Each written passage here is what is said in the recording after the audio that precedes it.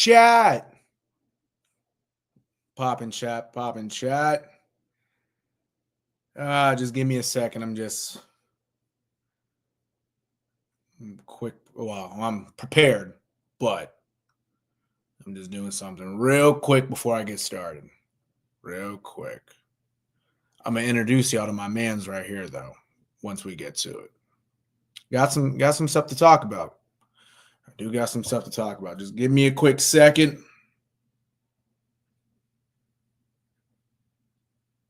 Give me a quick second.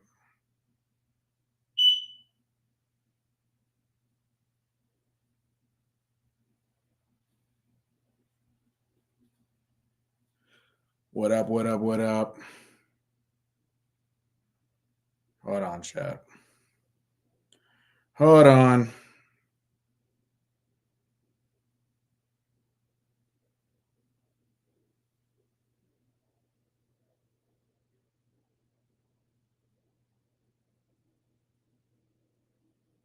Say what's up in the chat. Say what's up in the chat. I'm just doing something real quick. Hold on.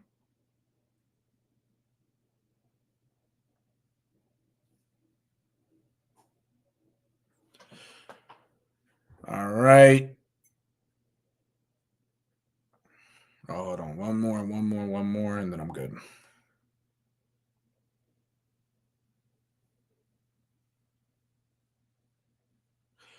All right, chat. Word. We in here. Let me just make sure. Because sometimes my shit's lagging, so I got to make sure on my phone we all right. All right, word. Oh, man. Well, it's been a couple days and we're back, chat. Welcome to another edition of What the Hell is Happening in Sports. It's your boy, the one and only NERO. I'm back with another one. And I introduced y'all to my friend here last live. I didn't say his name. This is Bo. Bo's going to be tuning in with us. He's going to be here with me every stream. Say what up, Bo. He's trying to get him to say what's up. He's a little shy. Anywho, yeah, we're back with another one. Obviously, got my Sox hat on. So guess what? We're going to talk about some Sox, talk about some Patriots. Their 53-man roster is all set.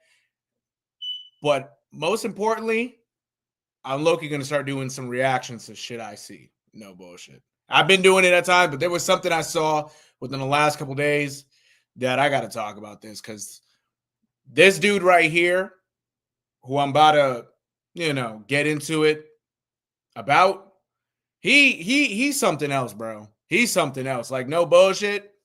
This nigga got all the money in the world. All the money in the world. And this nigga is just fucking shit up. Fucking shit up. Fucking shit up. I don't get it. I really don't. I really don't.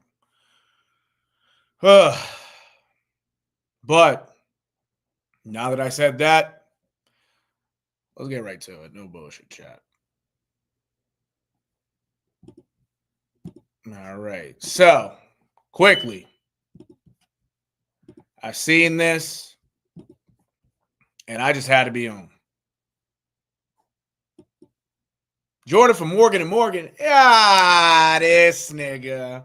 Shout out to Zay. Morgan and Morgan niggas. You already know. I tell you, nigga, hey, me and this nigga, shit, we're about to get into some shit. This nigga's going to be the one to have to call Morgan and Morgan for me, nigga. No bullshit, nigga. Like, bro, I might have a situation with a couple of fat bitches.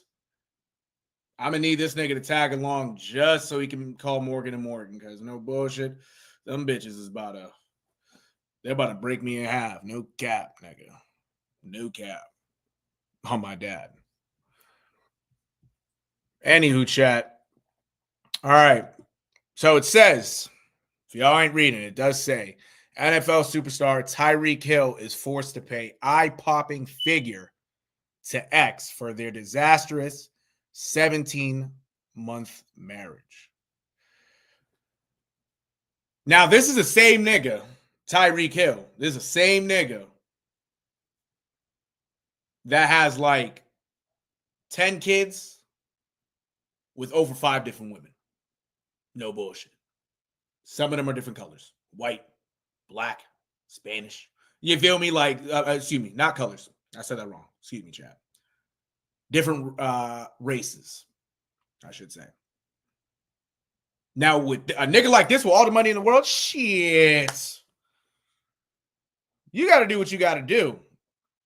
But in saying that, like, nigga, you should be able to keep your dick in your pants. I ain't gonna hold you, bro. You should be able to keep your dick in your pants. Because 10 kids with a bunch of different women, like, you couldn't settle for one and build a life with. Oh, come on, man. Bro. Like, nigga, you got to relax. You got to relax. Like, you can't tell me all that nut, pause, is doing all that. Like, real, like, come on, bro. Come on, bro. And matter of fact, like, real shit, like this one right here, like this girl, like she look good, nigga. Don't she look good? Nigga shy. He was telling me, I showed him earlier, he was telling me that she looked good. No bullshit. Like, that's the type right there I might have to bust down, nigga. No cap. No cap. Like, I gotta bust that down for real, for real. Like, I'm so serious, bro. Hold on, chat. Hold on. Let me.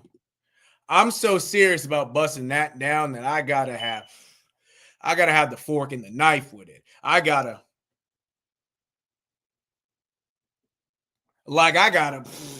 That's a meal right there, nigga. No bullshit. That's a fucking meal.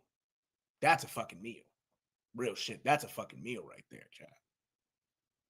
Like, I'm tearing that shit up. I ain't gonna. But anywho, I'm not even gonna read all this shit. I'm really not, because I got, by the way, shout out to DJ Academics. He posted it, but I think it came from somewhere else, but it's on his page. I'm not gonna read all of it, but to get to the details, he had a 15-month marriage to Kita Vaccaro, who's actually the sister of former NFL safety Kenny Vaccaro. Background on that.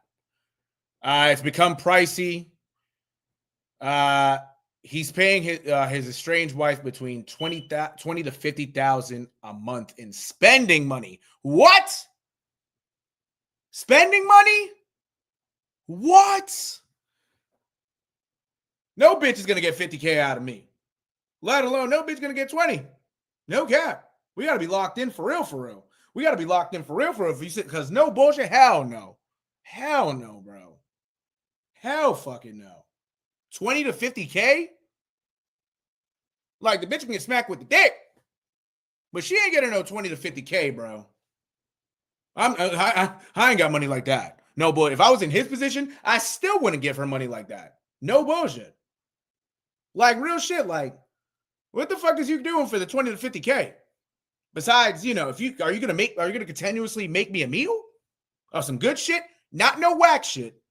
I'm talking about some shit that you put your pussy in. No bullshit.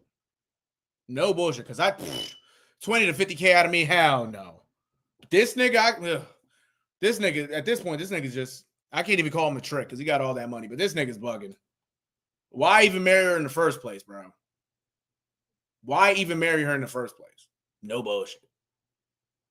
20 to 50K is nuts. And spending money, my fault. Oh, I can't even press. Spending money? You see where it says spending money, bro. Hell no, bro. Hell no. Yeah, get the fuck out of here. We ain't, no, hell no. Hell no. On top of that, though, a one-off check of $500,000. 500K, bro. Yo, these niggas, bro. These niggas, bro. Like, I can't with this nigga. No bullshit. I can't.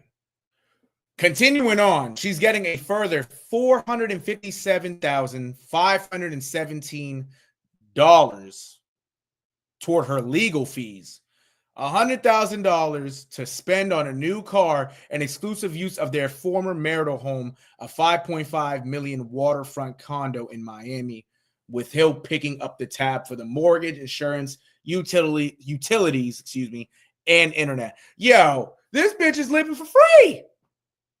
The bitch is living for free, nigga. Like, what? What? Chat, all that money right there, hell no. Hell no. I'm sorry. The bitch, if it was me, real shit, everything would be in my mom's name. The bitch ain't getting shit. Because all that right there, hell no, nigga. I get there's a baby involved. I do get it. And the kid, you want the kid to have a good life. I understand. But shouldn't the father be in control? Because since he's the breadwinner, right? He plays for the Dolphins. He's had a Hall of Fame caliber career. He has a good amount of money, not including endorsements and shit like that, right? But he got a lot of money. He should be able to have say on what the fuck's going to go on with his kid. She can too, but this nigga's the breadwinner. There's a kid involved, bro. All that money right there, bro. And mind you, like I said earlier, there's more kids. It's not just this one. There's more kids he has to provide to. So all his fucking money right here is going to her, his wife, estranged wife. Nigga, fuck that. Hell no. Hell no. Nigga, if this was me in the situation, like I said, all my money, everything I own is in my mother's name. Because this shit ain't gonna, hell, I'm not doing this. I'm not doing this. God, please don't let me get married to no crazy female, bro. Please. I can't do. I wouldn't be able to do that. No bullshit. Anybody in the chat who's watching, I appreciate everybody for tuning in. Let me know if this is outrageous. Let me know if this is outrageous for real. Let me know, because no bullshit, bro. This is fucking outrageous, bro. No cap. And if my fault. And if you gotta, if that's better for y'all to see, I apologize. If y'all tuning in, let me know what's up. But bro, that's insane, bro. That's fucking insane. All that money right there, hell no. Hell no, bro. Hell fucking no. No bullshit. Wait, that ain't cutting it. That ain't cutting it. No cap. I'm sorry. On another note, I'm gonna tell you this, right? And this is some real shit by me. If I were to encounter this girl somehow, some way, right? Whether I go to Miami or not, just to cool it or whatever, and I don't know who this is, because I'm not gonna remember the face. I'm gonna have him with me. I'm gonna have Bo with me, right?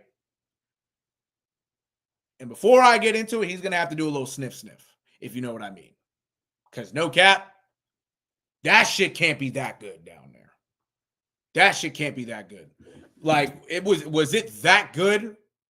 Was it a meal good? It had to have been for him to have the kid, but come on, nigga.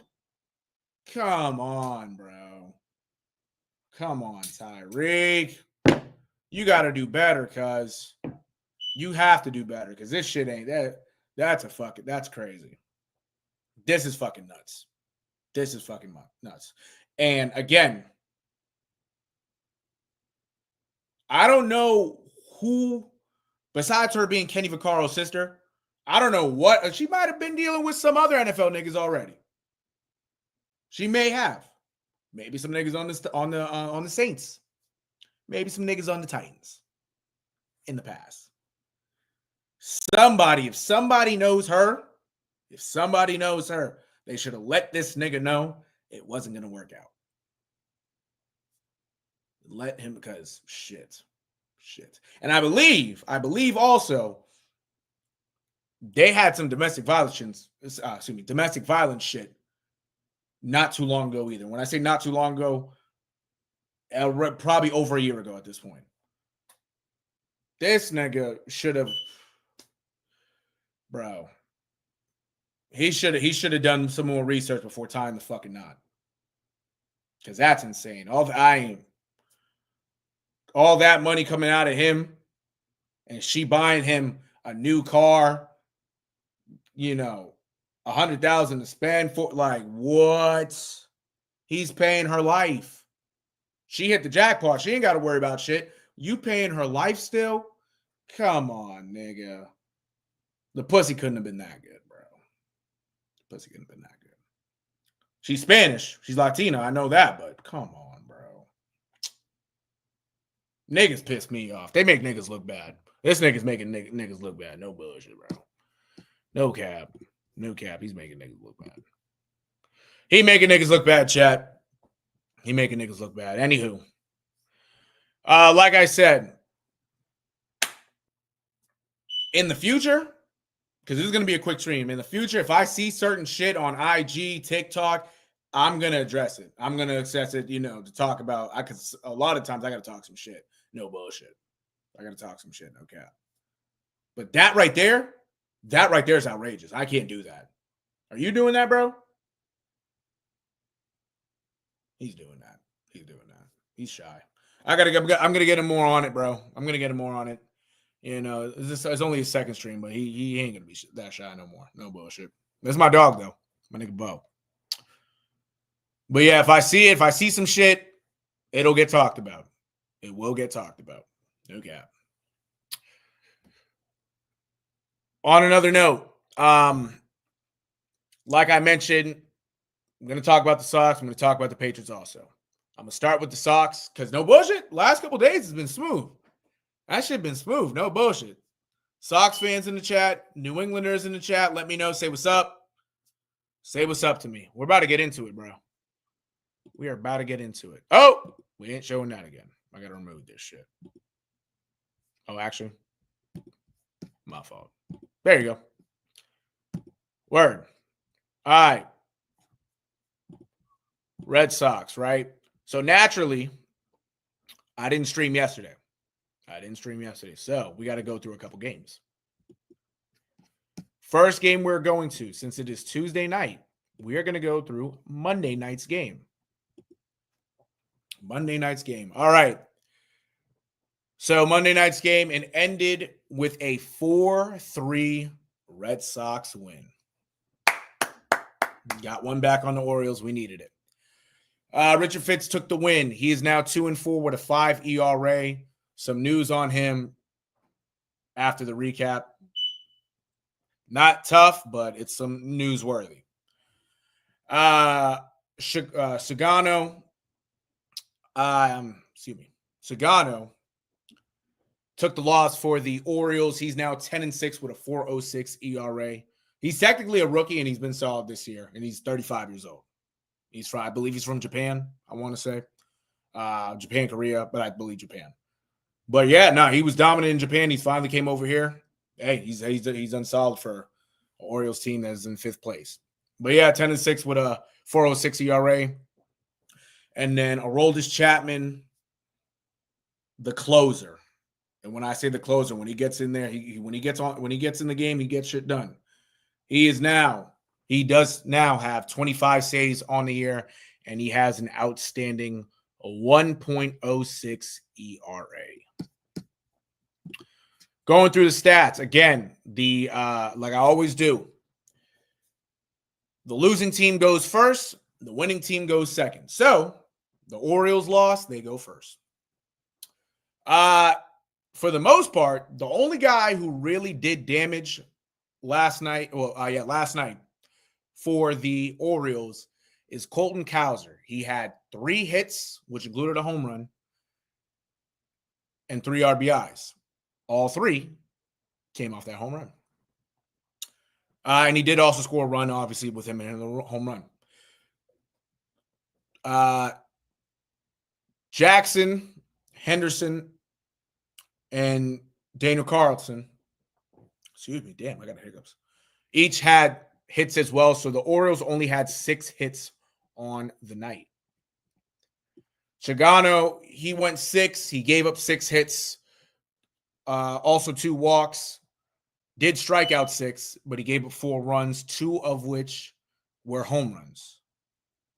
Wolfram came in, pitched 2 scoreless innings, had 2 strikeouts, And then Martin came in, I believe Kobe Martin, excuse me, came in, pitched an inning, gave up a hit, but he did have 3 strikeouts as well. Orioles pitching had 11 strikeouts on the night. Not too bad, but those 4 runs hurt him. 4 runs hurt him, but it was great strikeout numbers overall by the Orioles. Red Sox-wise, Masataka Yoshida and Connor Wong.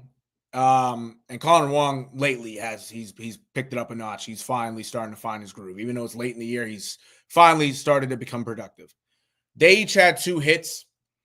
Roman Anthony had a leadoff home run to start the game. First batter of the game. Obviously, he's the leadoff. Hit the home run. He started the game off early with that home run. He finished with 2 hits on the night. And Jarren Duran I believe in the 4th inning, I want to say. Oh, excuse me, the 5th inning, had a 3-run shot as well. So, hey, he needed that.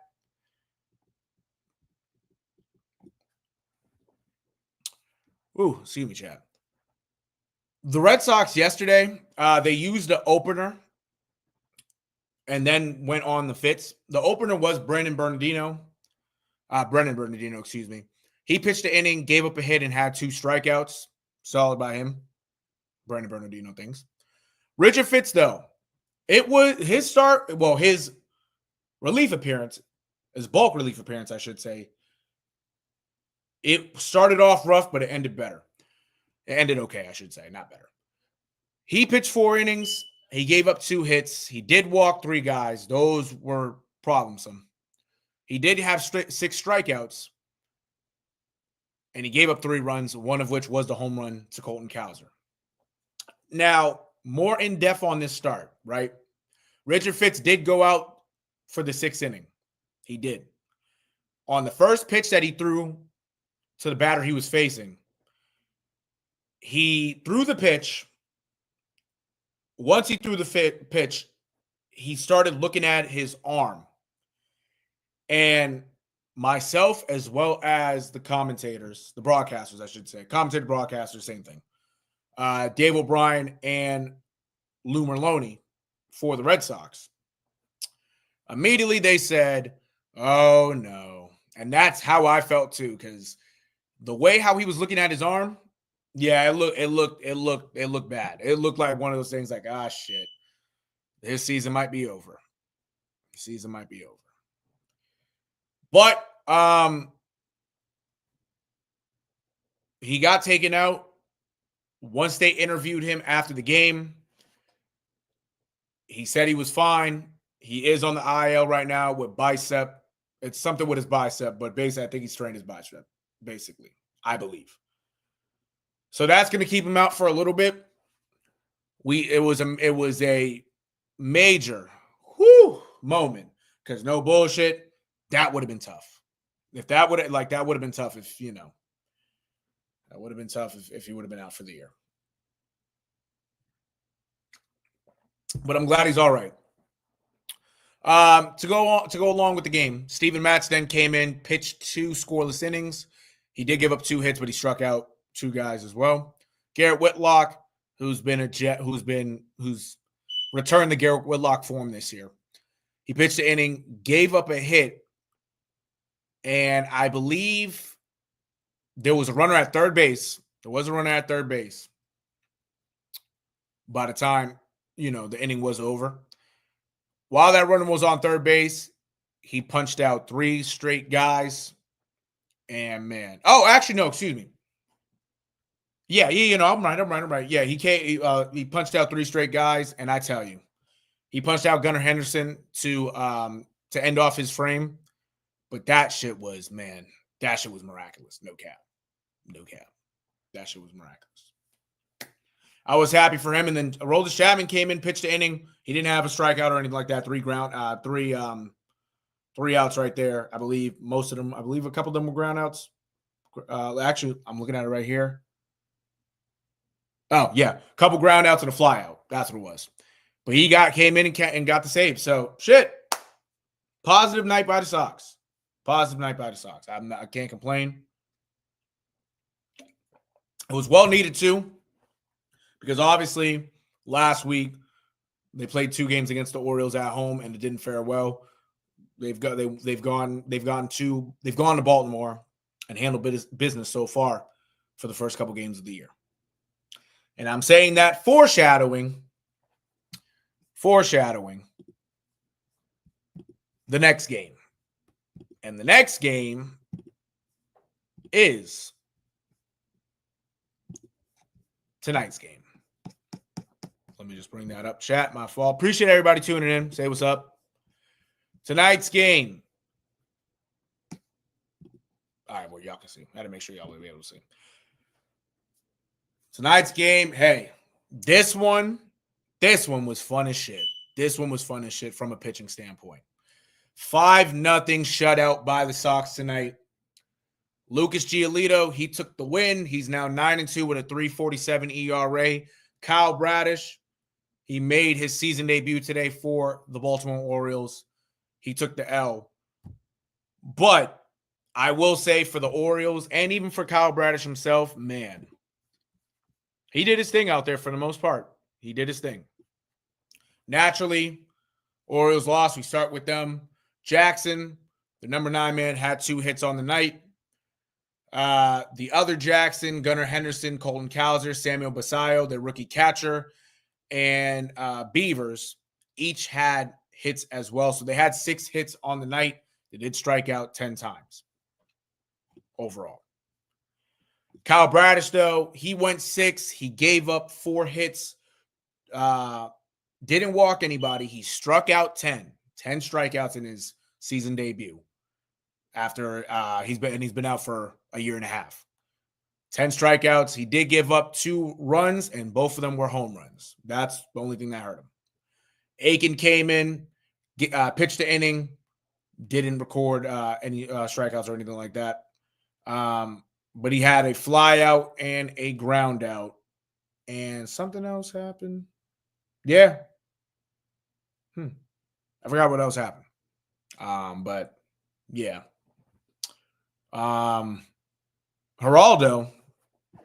came in, pitched the inning in the third, gave up 4 hits, did walk a guy, did have a strikeout, but he gave up 3 earned runs. Yeah, no, he was, it wasn't a great outing by him. And then Yanni Cano came in, pitched 2/3 of the innings, got a hit. He gave up a hit, but he got 3 outs.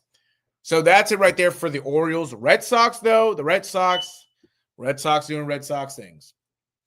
3 guys had 2 hits. Roman Anthony, per usual, had a couple hits. Trevor Story and David Hamilton each had 2 hits. 1 hit. One of the hits by each of them were home runs. Excuse me. Alex Bregman, Nathaniel Lowe, who has started out hot in his Red Sox tenure, and Cedar Rafaela also added hits as well. Carlos Narvaez added an RBI too later on in the game. I believe that was the 9th inning when he added that RBI. Yep, 9th inning. Yep. Actually, no, it was the 8th inning. Excuse me, 8th inning was when he added that RBI. Pitching-wise for the Sox, Lucas Giolito, who's had a tremendous season for the Red Sox. He went 8 strong, gave up 8 shutout innings, I should say. They were strong, but nobody came in. So 8 shutout innings, gave up 4 hits, did walk a guy and struck out 8. Justin Wilson came in when the game was put away, pitched the inning. He did give up 2 hits, but he also struck out 2 guys as well. Sox pitching had 10 strikeouts on the night. Hey, I tell you, that right there, man. I tell you, the Red Sox just have to continue playing the way how they're playing. They continue to play the way how they're playing.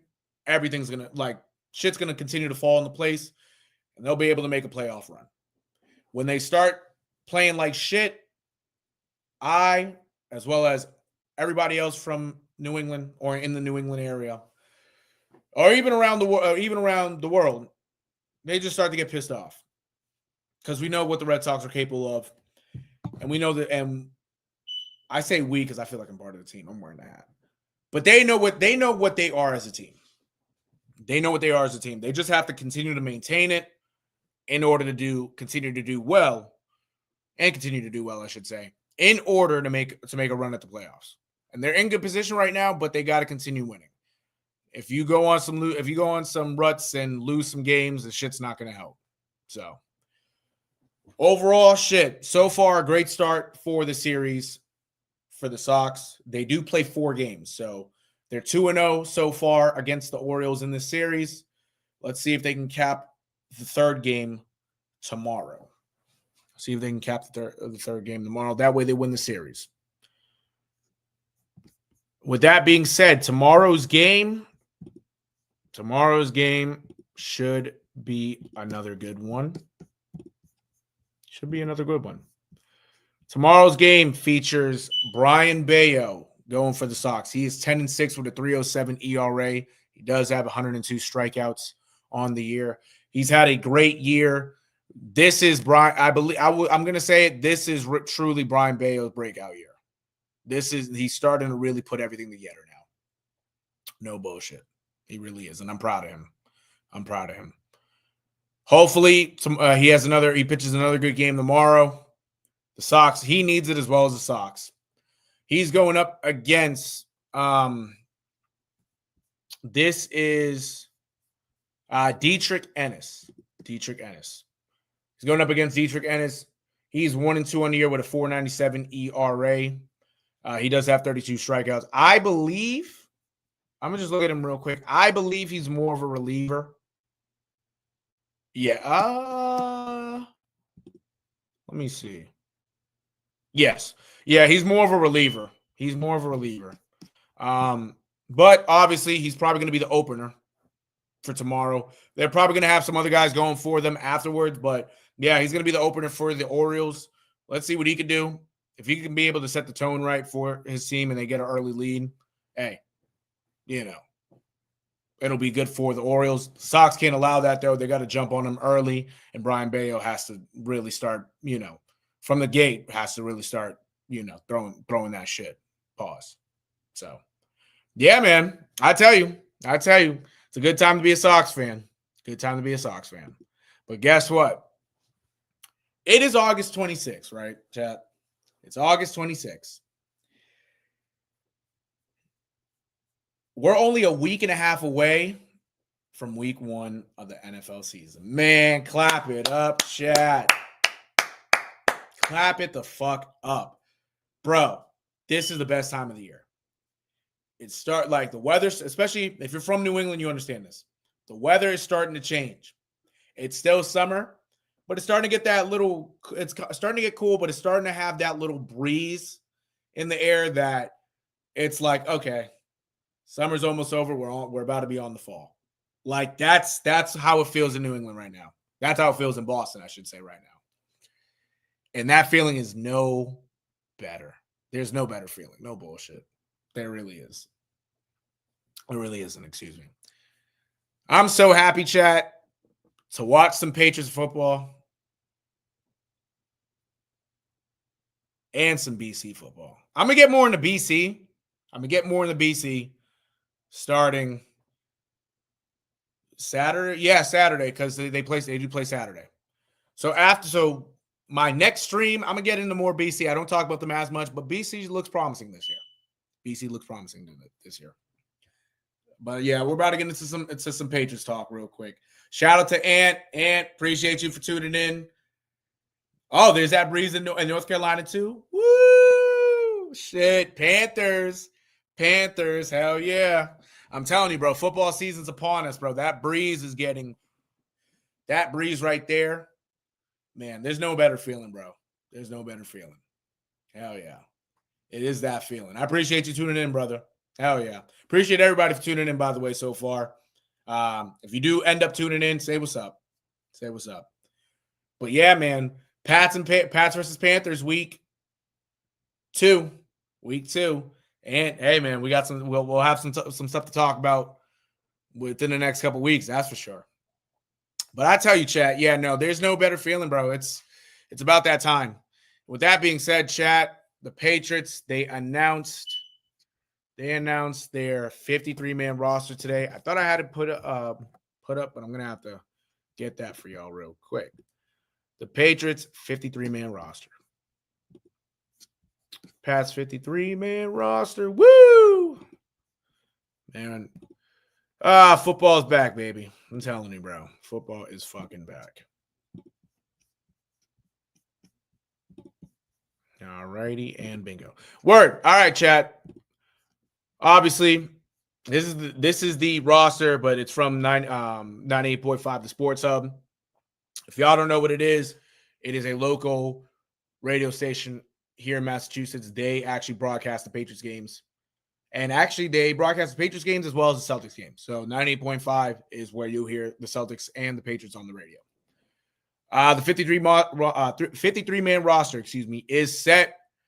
This was published by Alex Barth, who does talk about the Patriots a lot, whether he's on air, writing articles, or even joining. You see him on Twitter, joining people podcasts, et cetera, et cetera.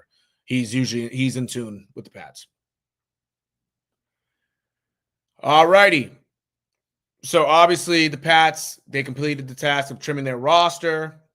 They finished cutting the 90-player training camp limit down to 53. But as Bart also notes, the job of putting together the roster is not done. It's not uncommon for teams to make a few changes between their initial roster and their roster for week one. And that certainly seems to be the plan for the Pats. So there may be some changes. There may be some more changes. Quote by Mike Vrabel: "We're going to continually try to strengthen the roster every way we can." There's a couple options, right? You can try to trade for players. You can try to claim some players next week. Again, we're always going to be trying to strengthen the roster. That's what we'll try to do here over the course of the next 10 days. Word. With that being said, he did the roster, but it looks like he did it by speaking about the players who made it from each position. Instead of showing the whole roster as its own, we're going to talk about them. So the quarterbacks. It's Mike Vrabel said last week that the Patriots were considering adding a third quarterback, and reporting since has indicated that will likely be the case. At the very least, the Patriots need a scout team quarterback, but may also want more depth behind Drake May after Joshua Dobbs, struggled this summer. Whether or not that quarterback will end up on the 53-man roster or the practice squad is the real question. Keeping the QB on the active roster wouldn't only ensure that the Patriots don't lose him, it would also allow them to take advantage of the emergency third QB roster rule on game days. Of course, though, that's dedicating a roster spot. Damn, I can't even talk. I gotta breathe because I do talk a lot. I do talk fast, chat. Excuse me. That's dedicating a roster spot to a player who likely won't play, as opposed to having a practice squad player run the scout team. Word. So, yep, the two quarterbacks on the team right now, like it said, are Drake May and Josh Dobbs. The tight end / fullback position. This one is twofold. On one hand, nobody stepped up to truly win the Patriots' third tight end job in camp. They could fill that role in the coming days, especially if they're looking for a blocking tight end. Going a little bit deeper, Patriots could also look to add a player with more true fullback experience. After rookie Brock Lamp got hurt, Jack Westover handled that role through the rest of camp. However, he hadn't played fullback since he was a sophomore in college. It's worth noting Jakob Johnson, the fullback last time offensive coordinator Josh McDaniels was in New England, was released by the Houston Texans on Tuesday. I would like to see a reunion with Jakob Johnson. Obviously, I wish we had a guy like James Devlin, former Patriots legend. But Jakob Johnson was able to get the job done in certain instances from 2019 to 2021. I would like to see him back. We need a guy who can run through linemen, open up holes for these running backs. I would like to see a reunion with him. With that being said, the tight ends are Hunter Henry, Austin Hooper, and Jack Westover, like was mentioned. Appreciate everybody tuning in. Offensive line. Let's see. It says the Pats have added multiple offensive linemen during the roster cut period each of the last 2 years. Will they do so again this year? Probably, because the offensive line ain't that great. In keeping 9 offensive linemen on the initial roster, the Patriots have enough depth on paper, but they could look to upgrade their depth. Caden Wallace and Verdarian Lowe look to be on the bubble heading into cuts, with Lowe in particular being floated as a potential trade candidate. If the Patriots aren't sold on either player, looking for replacements on waivers would make sense. Word. Yeah, I would assume if I don't find it right here, I'm gonna show y'all the whole roster. I'm gonna find it for y'all. Linebackers, specifically off-ball linebacker. The Patriots kept Robert Spillane, Christian Ellis, Jack Gibbons, and Marte Mapu on the roster in that spot. But Gibbons has missed the last few practices and may be dealing with an injury. And Mapu seems to have made the roster for a special teams role. Word. There is another spot where immediate depth may be needed. The question is, will that come through a roster addition or a practice squad elevation? Free agent Luke Masterson visited New England over the weekend. Word. So that's something to keep an eye on, more linebacker depth. Cornerback. 5 cornerbacks is a little bit thin to begin with. But factoring in Christian Gonzalez's current injury and the injury histories of Carlton Davis and Marcus Jones, this is another spot the Patriots will look to add. A practice squad elevation could help in the short term, but rostering another player may make more sense here. Ford, yeah, facts. Only 5. Usually the Pats, like Bill Belichick, usually I believe would have 6 guys, so should be one more guy to look at. Gonzalez's injury is a key variable if he'll be good to go for week 1. The Patriots may be able to get by on a week-to-week basis. If he's going to miss time, they almost certainly need to sign another player at the position. Word, that's a fact. And with that being said, yeah, this article right there didn't really show it. Everybody making the team. I believe this one from NBC Sports Boston. This was live updates. I believe this one. Okay, word. This one has the Patriots depth chart right here. Word. Okay. So this is the Patriots offense, right? Quarterbacks. Drake May, Josh Dobbs. Word. Two quarterbacks. 3 running backs. Ramondre Stevenson, Antonio Gibson, and Travion Henderson. Word. No surprises in the first 2 position groups. Wide receiver.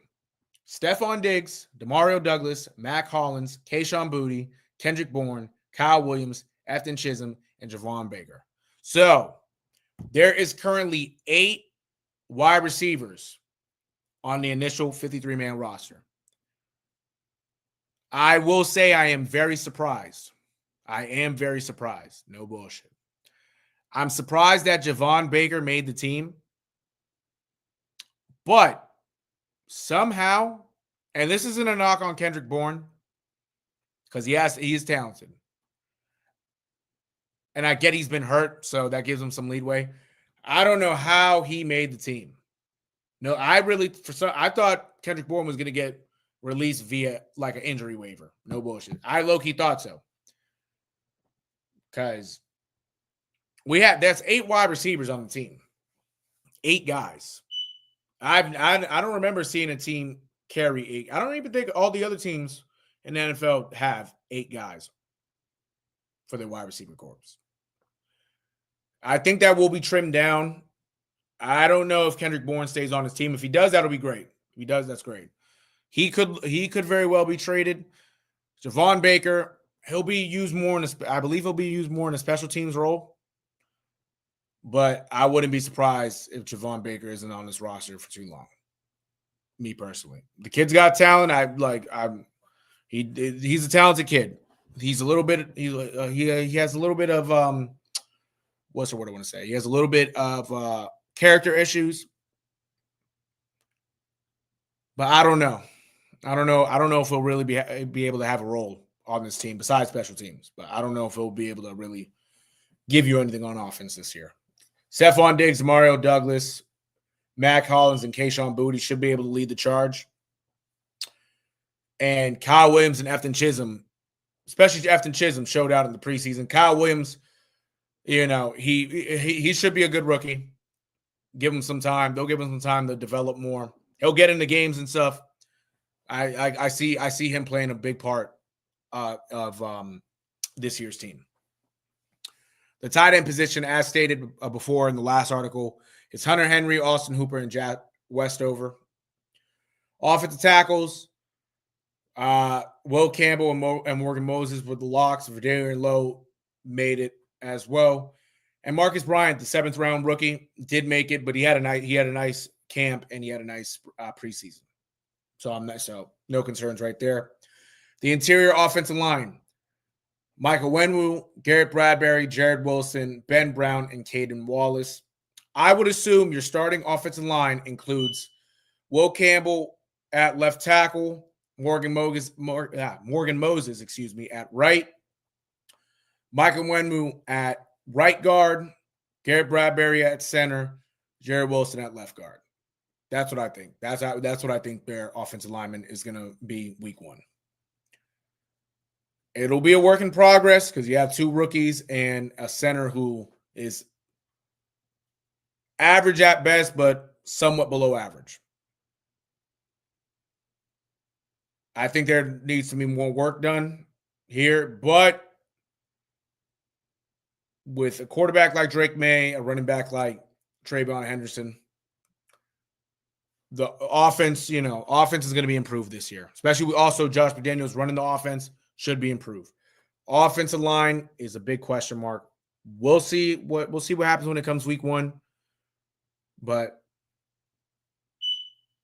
I'm not going to say I'm not in love with it, but I wish there was somebody. I wish we had more of at least a rock. So Michael Wenwu is somewhat of that rock for this team because he's been here the last 6 years. But yeah, we'll see what happens with this O-line. No bullshit. Going for the defense, there were some surprises on defense. No bullshit.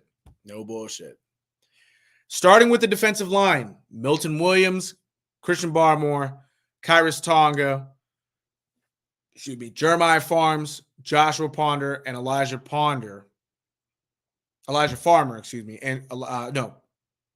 Joshua Farmer. Damn, there you go. And Elijah Ponder make the initial team. Obviously, the locks were Milton Williams and Christian Barmore. Kyrus Tonga was a lock as well because he performed very well in training camp and preseason. Joshua Farmer was their rookie taken in the 4th round, but he's been solid. Jeremiah Farms, he stepped up last year. He did when called upon. He stepped up the last couple of years. He's a good depth piece. The guy I'm surprised about the most is Elijah Ponder. But I'm not surprised that he made the team because he had a great training camp and a great preseason for an undrafted guy. He was one of the 2 undrafted guys who made the initial 53-man roster along with Efton Chisholm. What I'm surprised about is 5th rounder Braden Swinson from LSU, Will Campbell's teammate, did not make the team. He did not make the team. And quite frankly, I'm surprised, but I really didn't hear his name that much come up in training camp. He kind of was really a non-factor. He really didn't do anything in the preseason either. And Mike Vrabel's not afraid to cut a guy who they just signed, who they just drafted.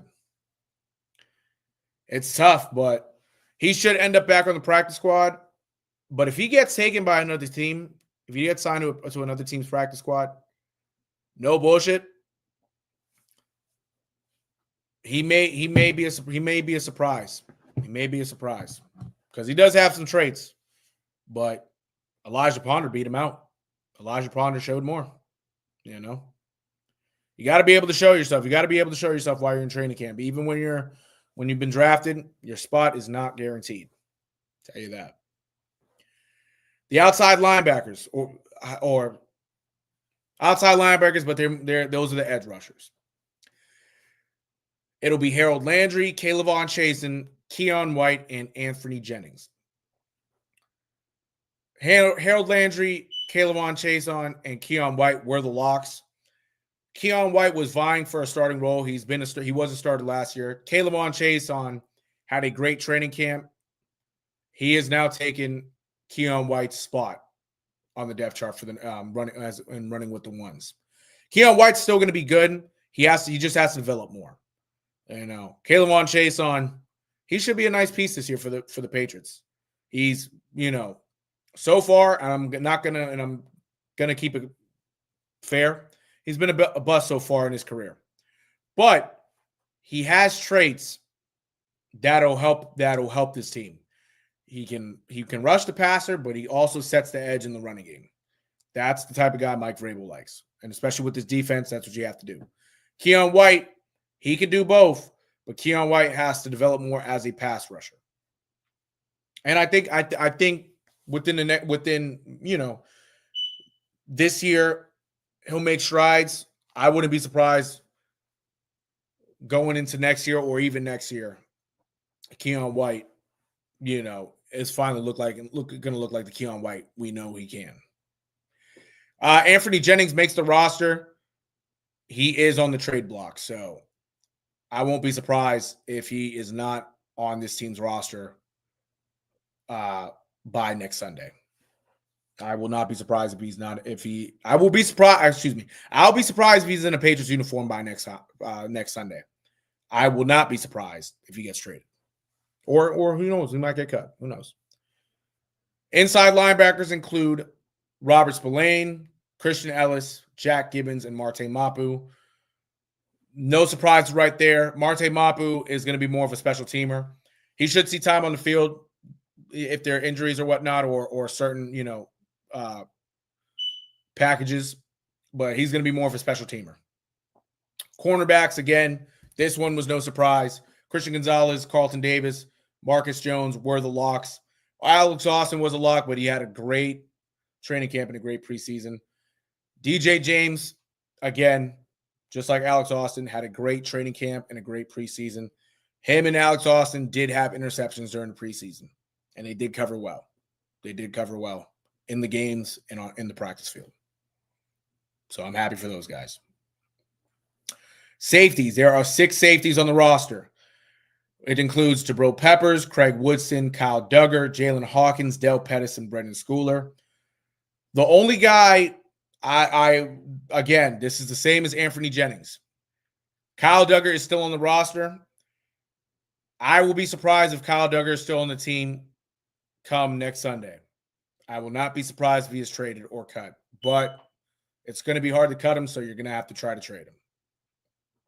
Again, Kyle Duggar, as a player, his first few years were exceptional. Last couple years were not that great. So, I don't know. It's a business, but Anthony Jennings and Kyle Duggar are on the trade block. Special teamers.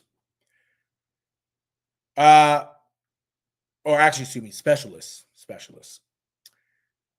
Rookie Andres Borregales has made it. He's won the kicker job over Parker Romo. Not much of a surprise, but they kept the rookie to continue to develop him. He does have a nice leg. Parker Romo may very well be on the practice squad, but no, in the NFL, he has a good leg too. He may end up on another team quickly. Bryce Baringer, he's a lock at punter. He's been great for his first couple years in the league. I'm expecting to see another great year by him. And then rookie Julian Ashby makes the team as the long snapper. So there is your 53-man roster. On injured reserve currently is Jalen Polk and Jelani Tavai. Jalen Polk's going to miss the entire year. Jelani Tavai can return in week 5. He's going to miss the first 4 games of the year.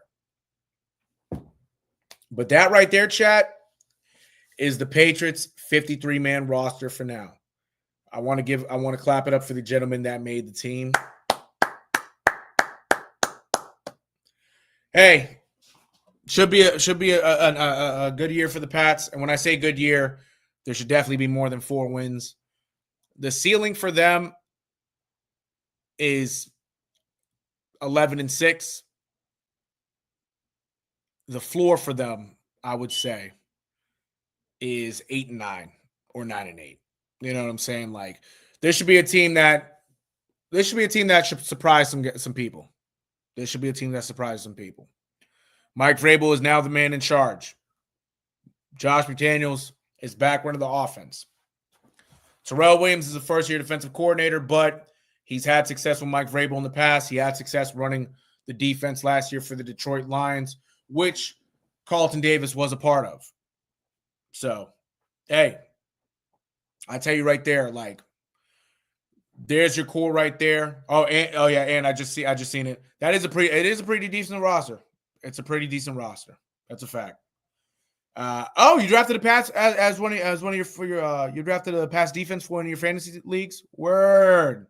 Hell yeah. Nah, the defense should be solid. They should be solid. And honestly, I see this defense turning up. No bullshit. They have some guys on the team. They have some under the radar guys, but you do have Christian Gonzalez, Milton Williams, Christian Barmore to wreak some havoc, and as well as Jabril Peppers. Can't forget about Jabril Peppers. They got some dogs on defense, man. Pat should have a good year.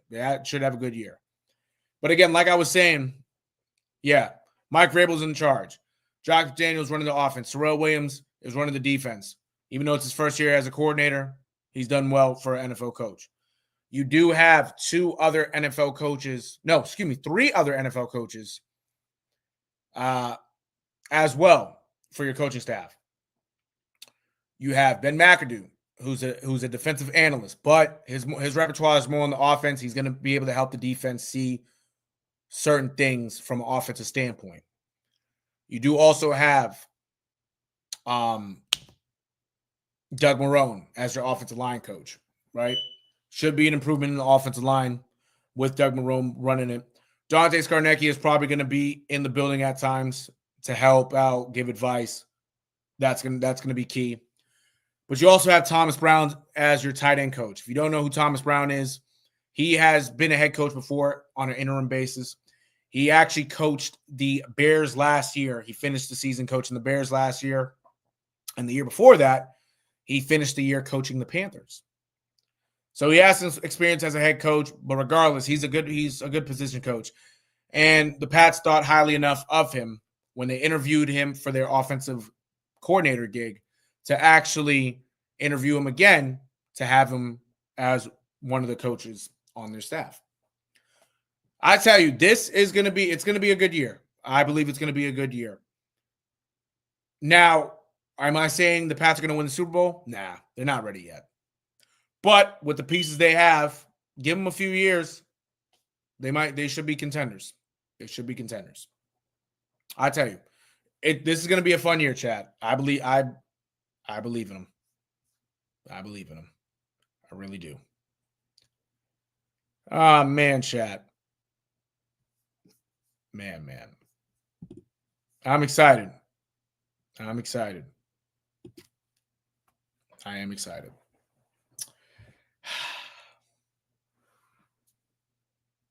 Football's back, man. Football is back. But with that being said, chat, this was a quick stream.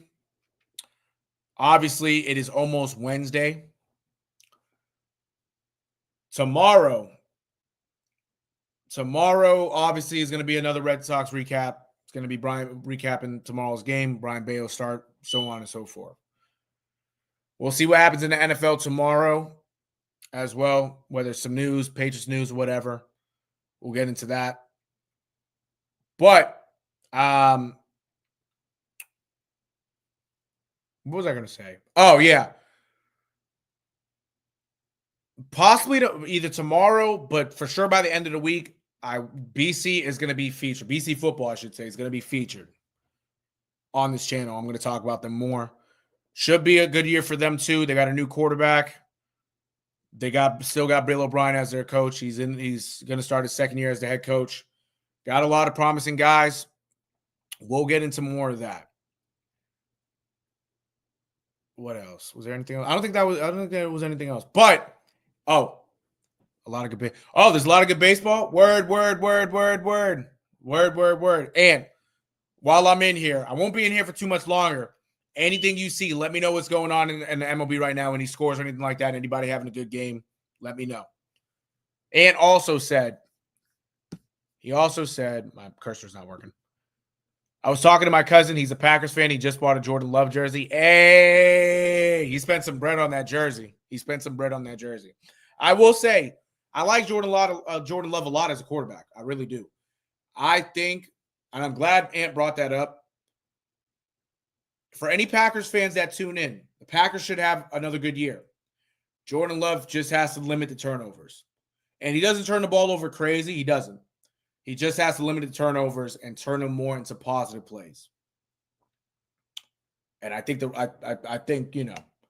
NFC North is going to be a gauntlet. You have the Lions over there, you have the Vikings, and you have the Packers. The Lions should be able to win the division, but at the same time, the division is up for grabs. That's going to be a good division. Just like last year.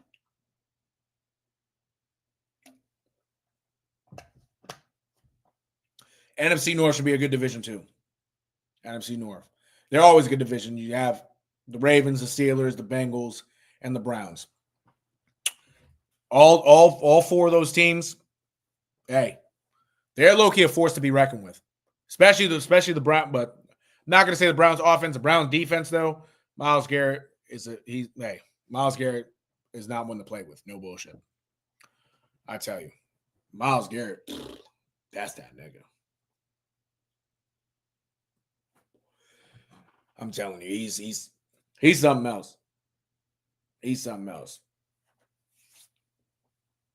But yeah, and if you're still tuning in, if you see it, if you let me know what's happening right now for baseball wise, any scores or anything like that. If not, it's smooth. If you're doing something else, it's smooth. I'm gonna chat and stay for another 5 minutes. And then shit, I'm a low key call it a night. Call it a night. That's a fact. North and East. Oh yeah, that's fast. The North and the AFC and the NFC North, as well as the AFC and the NFC East. They're going to be interesting divisions this year. For the AFC East, that's the Pats division. If for those who don't know, they're in that division. They're in it along with the Bills, the Dolphins, and the Jets. The Bills are going to be the Bills, but I tell you, the Dolphins are no slouch either. So I tell you, it's gonna be interesting. That's going to be an interesting division this year, for sure. The Bills, I'm not going to say they're not going to run away with it, but they're going to have a challenge. They're going to have a challenge this year. The NFC East, you have the Eagles. The Cowboys should be better than last year. The Giants should be better than last year. But most importantly, the Commanders may be better than they were last year. And the only reason I say may is because I don't think they're going to take a step back. I just think Terry McLaurin, it's going to take him a couple weeks to really get in tune with everything. I really think so. He spent a lot of time away from the team trying to get a new contract, which he did. But he hasn't been able to work out with Jaden Daniels for the most part. So I tell you though, the AFC and NFC East, it's gonna be fun to watch. AFC West should be good too. AFC West is going to be good. I don't think the Chiefs are going to run away with it. Shout out to Amari Scott from Bay State Media as well. He's a Chiefs fan. Even he says that the Chiefs may take a step back. But the reason they may take a step back because the Broncos, they had a nice year last year. They got better on defense. The Raiders have a new quarterback. Pete Carroll is now the head man for the Raiders. They should see an improvement, as well as the Chargers. The Chargers, they had a good year last year. I think they'll be better. I think they'll be a better team this year. So there's going to be some competition in the AFC West. There's going to be some competition in the AFC West this year. That's a fact. He said the Cowboys are going to be mid. Now, they probably will be mid for the most part. I would like to see them do better. I would. And the only reason I say that because, I'm not necessarily a Cowboys fan, but when I was younger, my Pop Warner team was the Cowboys. I've always had some love for them.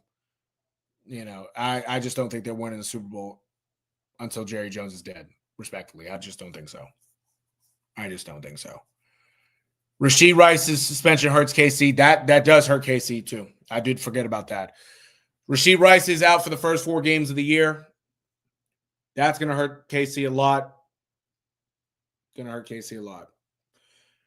Rashee Rice has to make better choices. He does. And he's also coming back from injury too.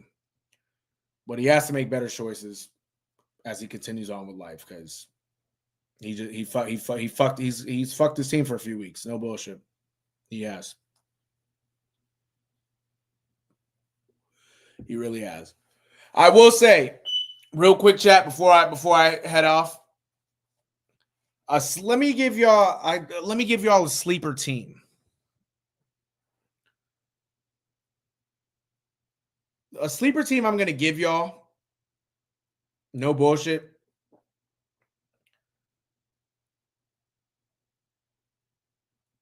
I think the Cardinals are gonna be a 9-8, 10-7 win team. Excuse me, a 9-8 or 10-7 team this year. That's what I meant to say.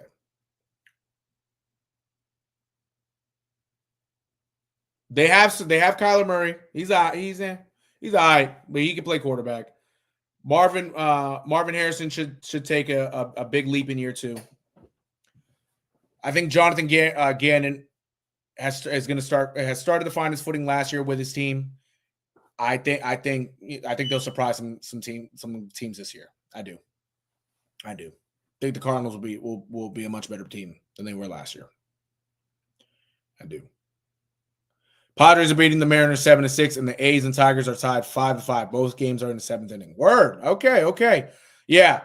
Red Sox fans, we are hoping we got to hope for a Mariners loss. It'll help. It'll just help the Red Sox in the wild card. Yeah, I think the Cardinals were. I want to say that's a good question, Ant.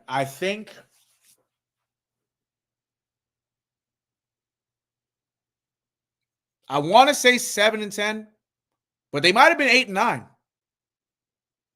because they definitely weren't 6-11. Let me see the Cardinals.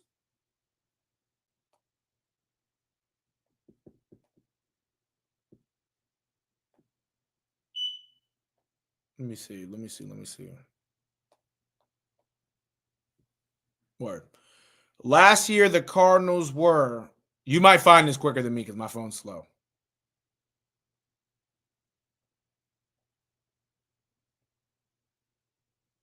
Let me see. Last year, they were 8-9. They were 8-9 last year. 8-9. So they were average team. They were average. I can see him. I can see him improving by 1 game for the most part. I could see him at 9-8. I do. But I wouldn't be surprised if they were 10-17. I really wouldn't. Let me see. What's their schedule looking like this year?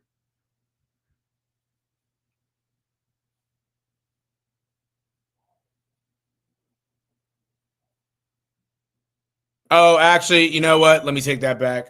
The schedule isn't crazy, but yeah, no, their schedule can play a part.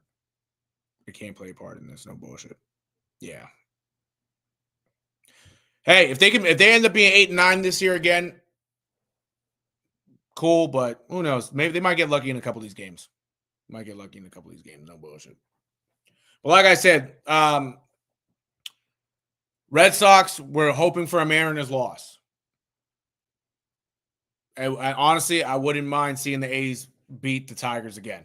No bullshit. Tigers are smooth, but it'll be better for the Red Sox. No bullshit. It'll be better. And before I go, how did the Yankees do tonight? I'm sure they won because they're playing the Nationals and the Nationals suck. Oh, they did win. They won, but they won by a good margin. They won by a good margin.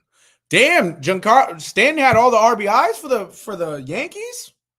Okay. Word. I will say, and if you're still tuning in, Giancarlo Stanton. I wish he was healthy. For the Yankees' sake, I wish he was healthier this year, especially early in the year. I wish he was healthy because, man, he's swinging a hot bat. The Cardinals always just been a weird team. Yeah, that's a fact. The Cardinals are a weird team. Weird team. 5-1. Yanks beat the Nats. Word. Yep. Giancarlo, shout out to Stanton, man. Shout out to Stanton. He did his thing tonight. 5 RBIs, shit.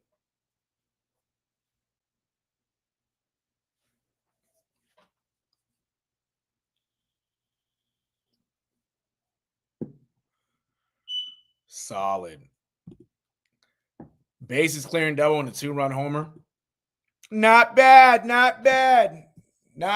He's the MVP of the night. I'll tell you that. Chat. Carlos Stanton, MVP of the night for the Yankees. But with that being said, chat, this version of Stanton is crazy. Yeah, I'm telling you, and if he was healthier early in the year, man, I think this Yankee season would be different. For sure. It would definitely be different. I'm not saying I think. It definitely would be different. But this version of Stanton right now, with average-wise, and even how he's getting his hits, he's looking a little bit like 2017 Stanton. He's looking a little bit like 2017 Stanton. No bullshit. Batting over 300. Shit. Telling you. But yeah, chat, with that being said, it's about my time to get out of here. I'm about to go to bed, get ready for tomorrow. It's going to be, Cavalli versus Fried. Honestly, Fried should have a good start tomorrow. No bullshit. He should have a good start. He should. It's the Nationals. He should be able to pound the strike zone. Oh, yeah, and they do play the White Sox right afterward. Okay. So, yeah, no, these two series, the Yankees should be able to continue to do damage, stay in the race, whatnot. I tell you. But that's it for me, chat. Ooh, that's it for me, chat. I'm telling you. Cavalli has had a solid first couple. Yeah, in fact, no, I know he just got called up. Facts. Yeah. That's another piece for the Nationals. Build around him, Mackenzie Gore, James Wood, Dylan Cruz, CJ Abrams. Build around them. Give them the Nats a couple years. They'll be better. But yeah, chat, we out of here. This has been another edition of What the Hell's Happening in Sports. It's your boy Nero, the one and only. My nigga Bo. Shout out to Bo. Bo, say hi. Hey. My nigga Bo. I appreciate y'all for tuning in. Shout out to Zago Ghost. Tuned in earlier. Appreciate him. Shout out to my boy, Ant. My boy, Ant. He always tunes in. He always has got some stuff to say and gives me updates. I appreciate you, bro. I hope you have a good night, bro. And I hope you stay safe. Enjoy the day tomorrow. I'm going to talk to you, bro. I appreciate you as always. But yeah, chat. I love y'all. Stay safe. We'll catch you tomorrow. Peace. Actually, I'll catch you later. Peace.